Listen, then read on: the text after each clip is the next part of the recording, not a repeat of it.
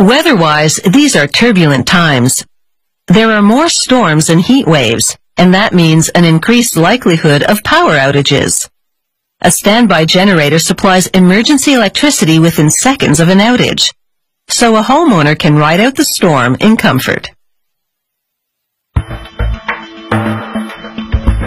In today's high-tech world, staying plugged in has never been more important. Wired to a home's electrical system, a standby generator automatically powers up in the event of an outage. It assumes the electrical load until the public utility system comes back online. With your own standby generator, a power outage is never a crisis. Production starts with the stator. It's the stationary core of the alternator, the part that converts energy from the motor to electricity. A press compacts 100 or more laminated steel discs to create the stator core. Machinery unwinds steel banding and wraps it around the stack to hold the core layers together.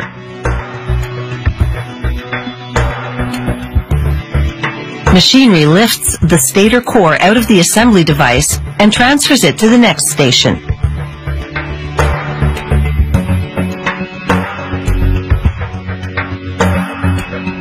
Here, an automated system insulates the numerous slots in the core.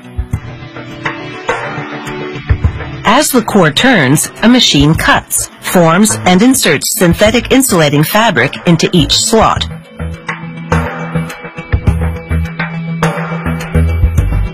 Meanwhile, at another station, an automated system winds copper wire onto a mandrel.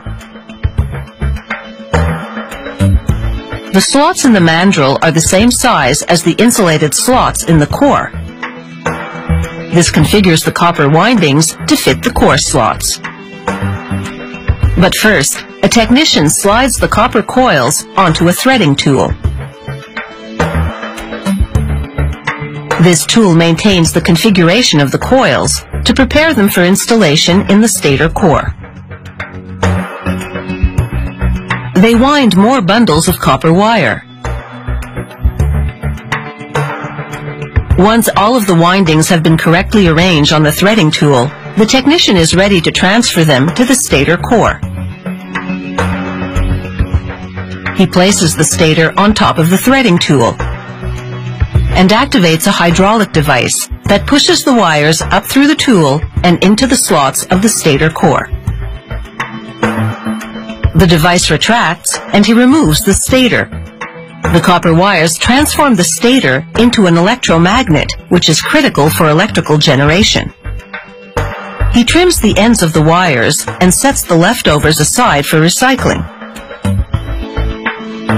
He slides insulating sleeves onto the ends. Then it's into the lacing machine. This machine crochets a string wrap around the bundles to hold the wires together. It also pulls in any loose strands to keep them from snagging on generator components.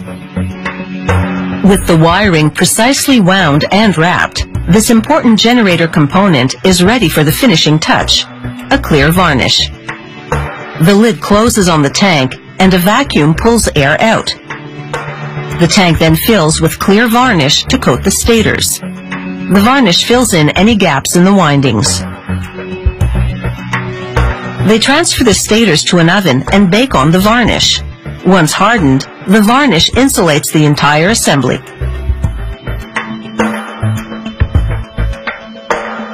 The next technician connects the stator lead wires to a testing machine. The machine applies high-voltage pulses to the wire windings and monitors the output for anything that could cause generator failure. The stator passes the test. A technician now positions an outer casing and an end cap on top of the stator, followed by a steel pressing plate. A hydraulic arm then provides the muscle power needed to fit the casing and cap snugly to the stator. Coming up next, the generator stator joins the rotor and engine, and the result is purely electric.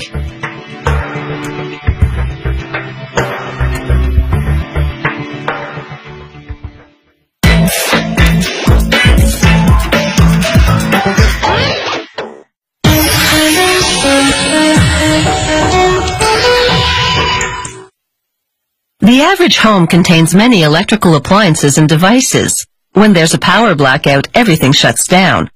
A standby generator restores electricity in seconds to keep the refrigerator running and the heat on. In an extended power outage, a generator can be a lifesaver. To produce the alternator's rotating part, the rotor, the technician stacks laminated steel discs to the same height as the stator core. He lubricates the opening in the center of the discs. He inserts a shaft, and a press pushes it into the stack to complete the installation. Powered by the generator engine, this shaft will spin the rotor. The technician installs steel rods to maintain the disc's alignment, and then removes the rotor from the assembly device. He fits more rods to it on a slight angle.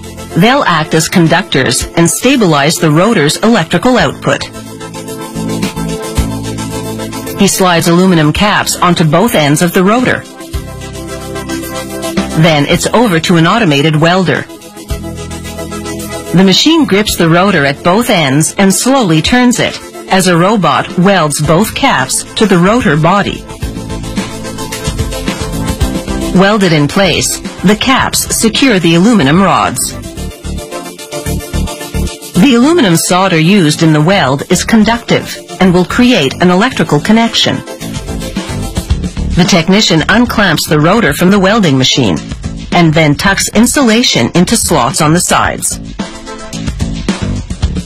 The rotor then goes for a spin in a machine that winds bands of copper wire around the insulated sections. These wires will act as electromagnets and help produce electrical current. They tie string around the wire, add bearings and a copper collector ring, and bake an insulating varnish onto the entire rotor. They're now ready to assemble the standby generator. Using a lift, the technician lowers the engine into position. He joins the rotor shaft to the engine crankshaft.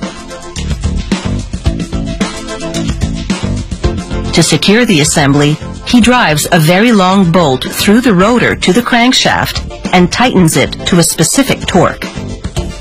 Next up is the stator. It'll provide a magnetic field to advance the flow of electrons in the rotor.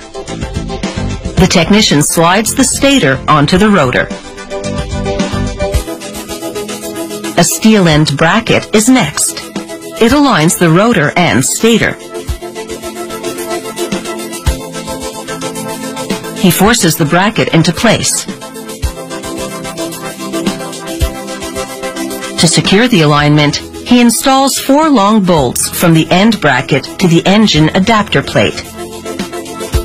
He anchors the stator and rotor to the generator base and adds special rubber mounts under the supports to buffer vibrations. He attaches a motorized carbon brush to copper rings on the rotor shaft. The brush will collect electricity from the shaft and transfer it to the generator controller. He secures it to the end bracket with screws. He connects the wiring harness that moves electricity from the brush to the controller. He links the other end of the harness to the engine. He plugs in a sensor to monitor oil pressure, and he makes all the other electrical connections. Next up is a panel through which he runs some of the wiring. It acts as a separator to prevent entanglements and also supports the fuel regulator. Other parts include a muffler to help dampen engine noise and a controller that converts generated power to the correct voltage. The assembly of this standby generator is complete. The technician fuels up and runs it first at partial capacity, then to the max. The test confirms that there's no wavering in electrical output. Once encased in a neutral-colored, corrosion-resistant shell, the standby generator blends into the background. But in a power outage, its contribution will definitely be noticed.